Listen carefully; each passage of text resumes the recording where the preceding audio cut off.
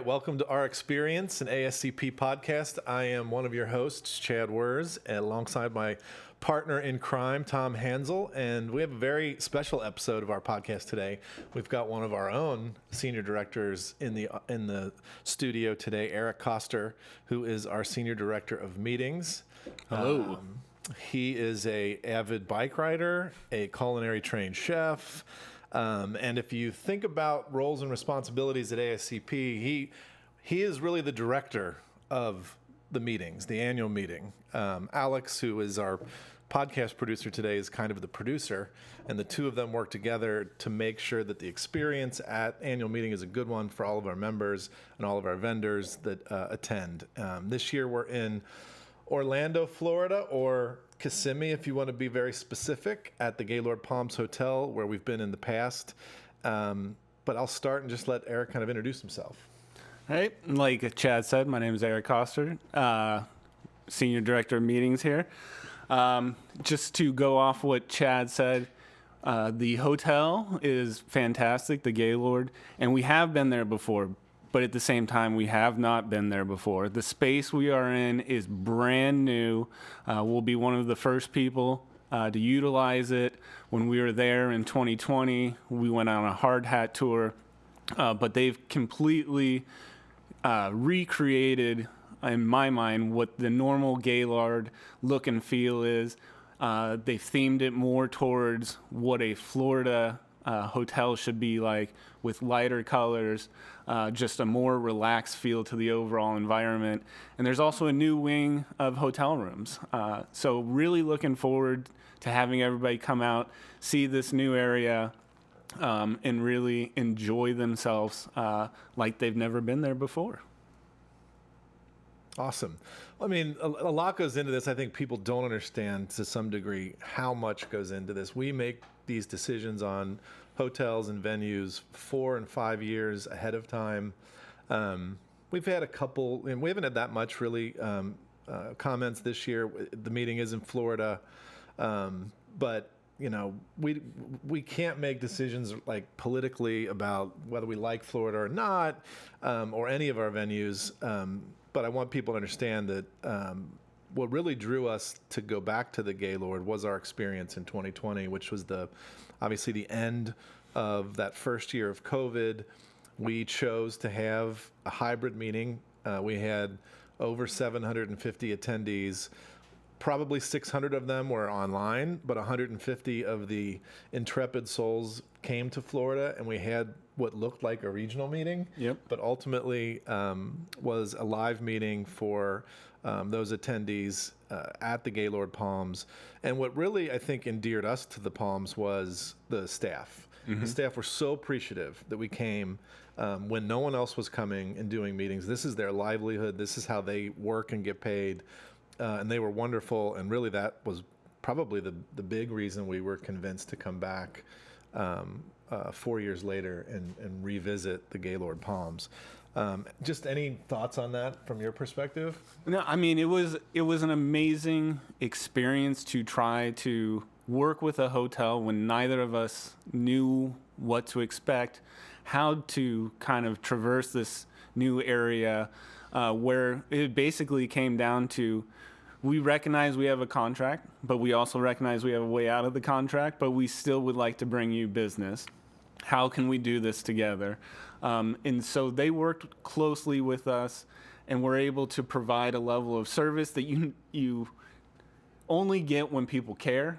And so it was really a special experience. It was also interesting to be in a Gaylord at 20% occupancy.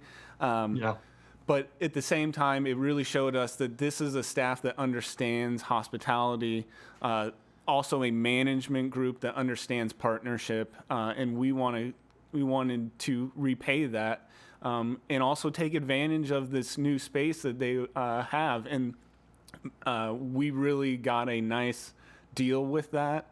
So I'm really excited to be able to utilize that. Yeah, I was one of those intrepid souls that went down there live in person, and I tell you, it was kind of a double-edged sword, I guess, because there wasn't a lot of people to hang out with and to socialize with. Basically, me and TJ Griffin just kind of did everything together. Went to lunch and just sat through every meeting together because there wasn't as many people down there. But I tell you, the whole COVID period was the best time to travel because I got bumped up to first class on every flight. And you could have your pick of what room you want and what view you want. And so it was very enjoyable at times to travel during that. But ASCP, I was very pleased that ASCP decided to move forward and have that live event and give that option, because I'm more of an in-person type of person. So I didn't hesitate. I went down there and really enjoyed myself. Well, I think it speaks to who we are as an organization and who our members are. Having that conversation with the Gaylord about having the meeting, being good partners, we feel like that's a reflection of who our members are. They're good partners with their nursing facilities. They're good partners with the clinicians that they work with. That's how they would have reacted, I think, in a practice situation. We're doing it as a meetings, working with a meetings venue. Even at that small meeting, it's a microcosm of who we are. We're a smaller pharmacy association. We value networking and being together and hanging out with other leaders and colleagues. And, that was a sort of a micro-focus version of that. But that's what our meeting is going to be like this year. It's what it's been like since COVID. It's an opportunity to really talk to people that are doing what you do around the country, learning from each other, networking, coming up with best practices, and getting some of the more leading information that's out there in the long-term care space. And if there's one thing we've learned since COVID, is that we have a lot going on as pharmacists and pharmacies, and we have a lot going on in healthcare. I think we knew this was coming with the silver tsunami and all of the older adults moving into the older age group, but it just hasn't slowed down since COVID. Certainly COVID was a huge focus for us, but it's not dissipated. We have all kinds of things going on. I can talk about our opening general session speaker number 1, Dr. Drew. We're thrilled to have him. I saw him speak at the National Association of Boards of Pharmacy. I think the members are really going to get an interesting perspective from him. He talks a lot about mental health, talks a lot about addiction. And what struck me about his presentation at NABP was he talks about what happened when we closed the psychiatric facilities in the early 70s and how that drove people to different settings of care, particularly nursing homes.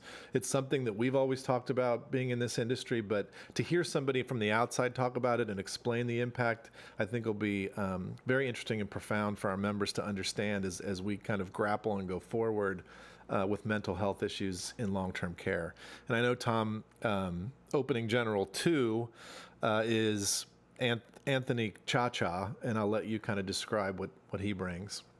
Yeah, I didn't really know Anthony. We actually did a podcast with him 4 or 5 months ago, and I was just so impressed. I just sat there and listened to him. The guy he knows everything, it seems like, when it comes to PBMs, and his background is actually, I believe he was working with the state Medicaid department in Ohio. And he was talking to a friend of his that owned a small retail pharmacy, and he saw those pricing going up from PBMs, and he said, man, you pharmacists are really making a killing. And the pharmacist friend of his said, what are you talking about? I'm making less. He said, no, we're getting charged more.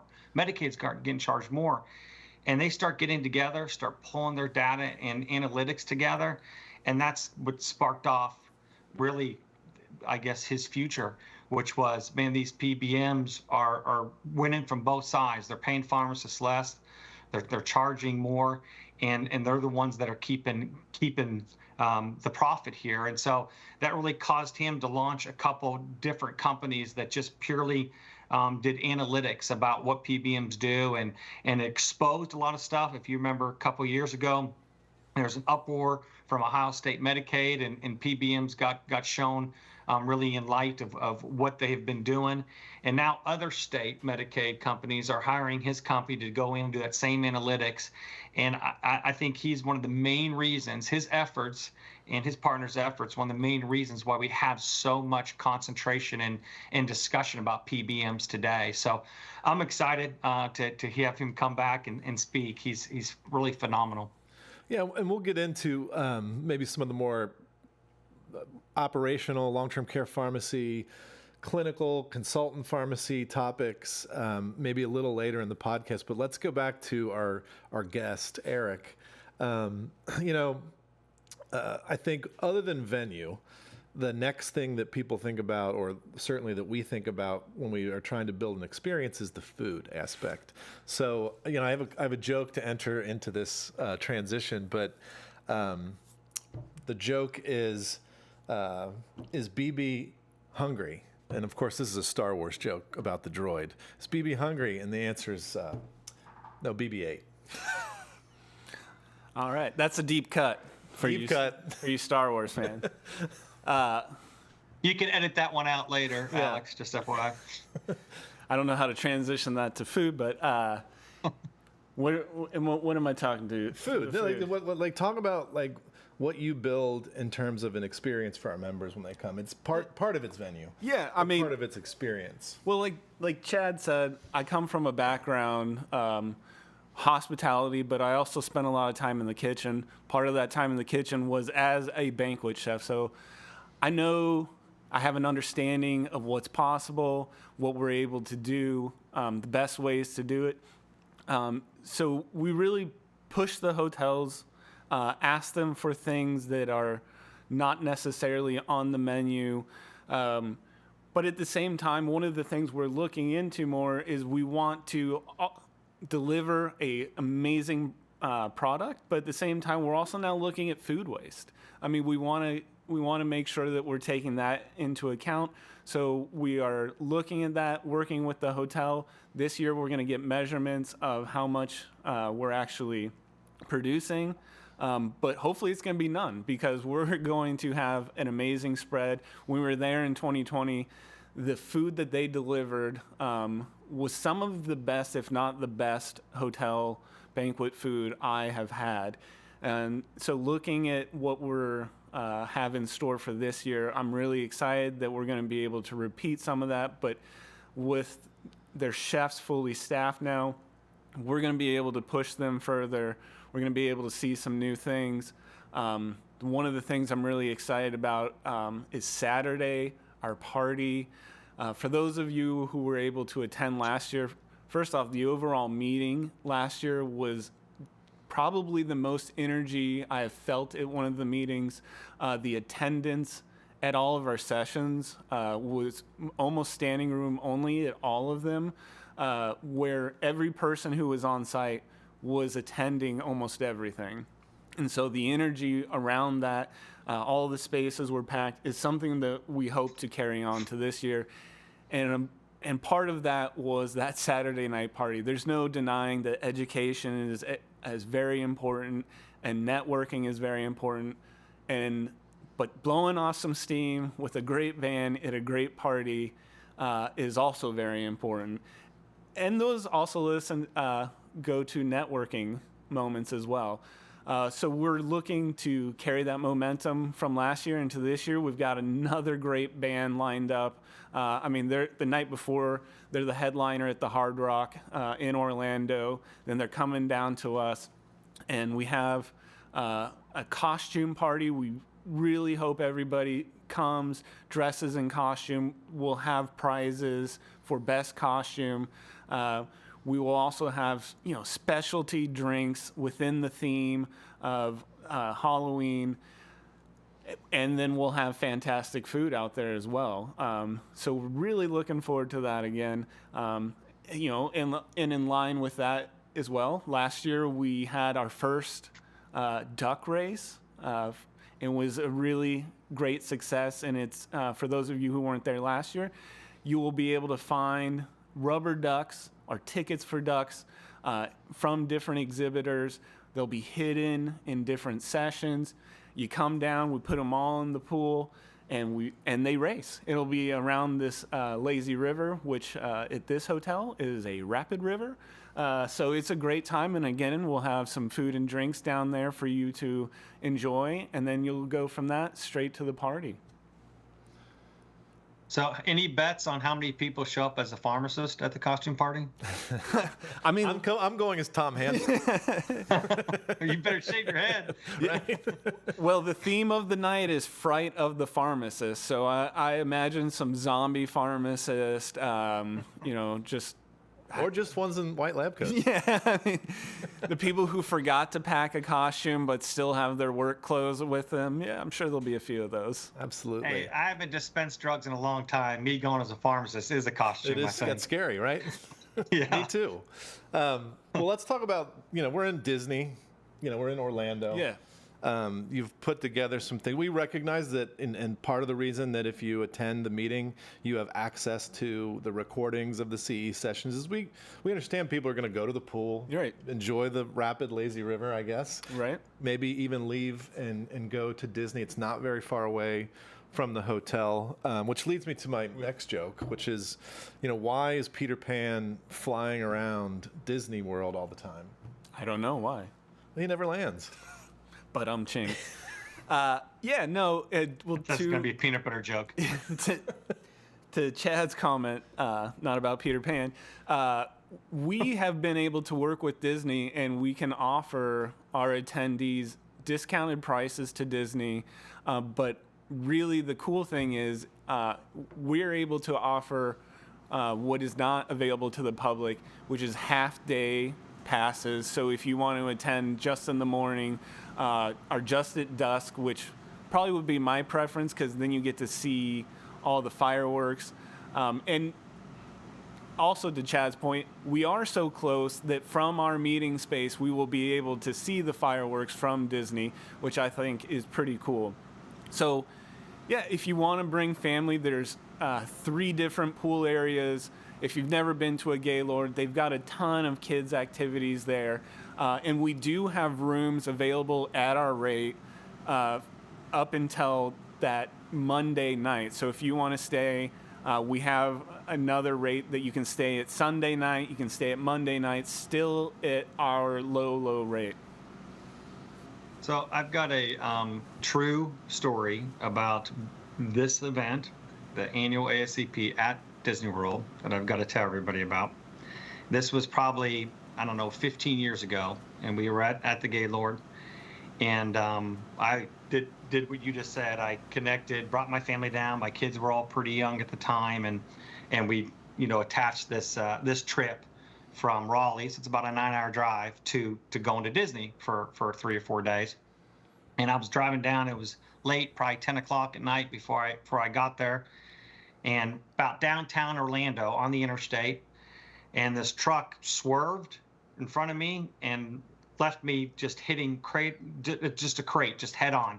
And I just blew over that crate about 60 miles an hour, and I thought, that's great. I probably popped a tire or 2 or 4.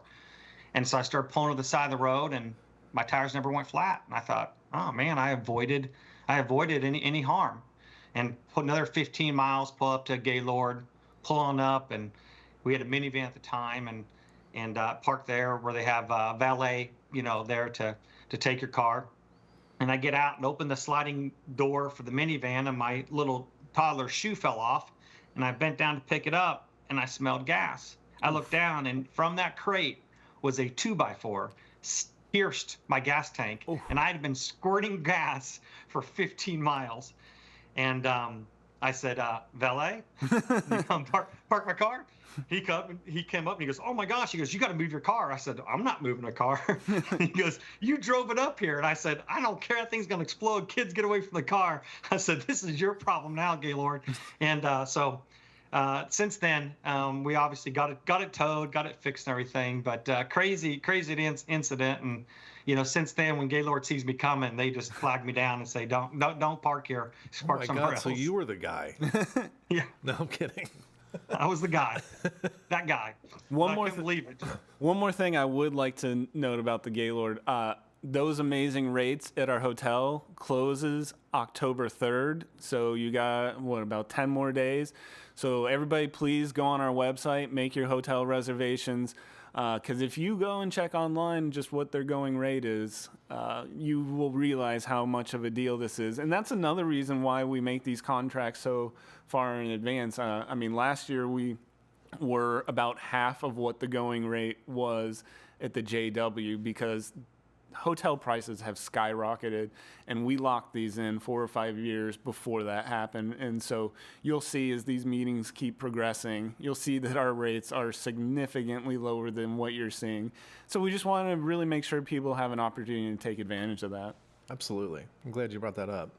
And again, we've got, this meeting, and we're scheduled out until 26, I think. 27. 27. So we've got good rates, for the foreseeable future for our annual meetings. But it's a good point about the rate this year. It's a good deal. So do you want to talk about a couple of the sessions that we're seeing there? We've really tried to balance out. There's a lot of clinical consulting type of sessions, but we've done a pretty good job on adding operation type of venue and type of sessions. Happy to talk about that for a minute. Yeah, we've been very intentional that we realize that we have a divine membership, and that membership is pharmacists that go into facilities and consult, pharmacists that consult in community settings and assisted living. We also have the operational pharmacists that do the work of getting medications to those patients and residents in those settings as well. So we did try to build a very intentional program that you can obviously choose between 3 and most of the time 4 different sessions at any one time. And those sessions are going to be span from the very clinical to the very operational. I know we have a PBM audit session. We have the DEA coming in. Tom, you're giving a presentation. Let's also not forget about the students. We have a lot available for the students as well. I don't want to cut you up, but just to give people an idea of how much we're offering, we've got 38 CP credits available, but 19 and a half BCGP credits. I can't imagine in one spot at one time where you could find more than that. So I really encourage people to take advantage of this so you can get all your stuff done for the year in a weekend, basically. Yeah, it's huge. I'm one of those BCGPs that, if you're familiar, when I got my BCGP, I have to get 100 hours in 7 years. And when you can get 20 or 19 and a half at a time, it makes that a little bit easier as you forecast it. BCGPs cannot wait until New Year's Eve and do all their BCGP credits like we could with CE. So it's good to be ahead of it and make sure that you're knocking some out year over year. Well, I can get all if I'm coming from an operations background, which I personally am, I could really get all my live CEs and just stick on the operational subject matter. So that's really nice to be able to do that. Yeah. And I think when you look at the industry as it stands right now with the foray we're making into home care and looking at advanced pharmacy services in community settings and in home settings, it really is, sort of a concert of, clinically, what drugs should you be on? But operationally, what drugs can you manage? Do you need drugs that are easy to comply with, that are, weekly injections, once a day drugs? Do you need your medications packaged in compliance packaging so that it's easier for you to manage them, whether you're at home, whether you're a nurse in a nursing facility? Do you have access to those drugs quickly in terms of emergency delivery and 24/7 access? All those things represent who we are as a membership at ASCP, and we have to be able to provide education across that broad medication management theme, which is certainly beyond drug interactions and clinical things. It's also those operational storage and handling things as well. Yeah, speaking of studying, I do have a dad joke since Chad's had an opportunity. All right. I'd like to see if you know what pharmacists and hipsters both have in common. I don't know. They both like to study beers. Nice. It's a deep cut. beers list joke. I like it. I knew it had some kind of element like drugs or there's something involved in that. So You know, the P in pharmacist makes all the difference. If you remove the P, you just have pharmacist. So There you go. there's a good dad joke for you. Well, I mean, in that same note, what do pharmacists what's the difference between pharmacists and doctors? Only one counts. Wow. Wow. You know, with that, I think I'm going to relieve the audience of three dads and their jokes. All But I want to. I do have a pharmacist Star Wars joke for you, Chad. All right. That I've been saving All right. for you. So because you're a Star Wars geek and a pharmacist geek, I think this is perfect for you. What did Obi-Wan Kenobi say to the bodybuilder in his pharmacy?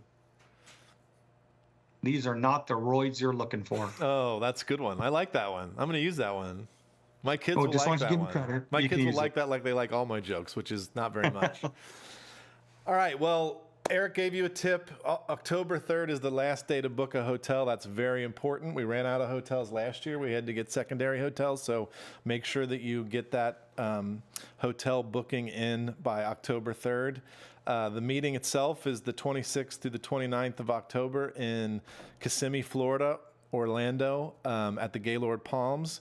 And I'm going to throw out a promo code for anybody that happens to listen to this podcast. If you haven't registered yet, you can get $50 off your registration. The code is going to be Erik50, and it's ERIK 50. Erik50 will get you $50 off your registration, and we hope to see everybody there. I know we're at a good path of registrants at this point, so we expect to see a lot of you there. And don't forget to wear your costume on Saturday night. Yeah, bring that same energy as last year. All right. Thanks, everybody, and we'll see you on the next podcast of Our Experience. Well, thanks for having me, guys.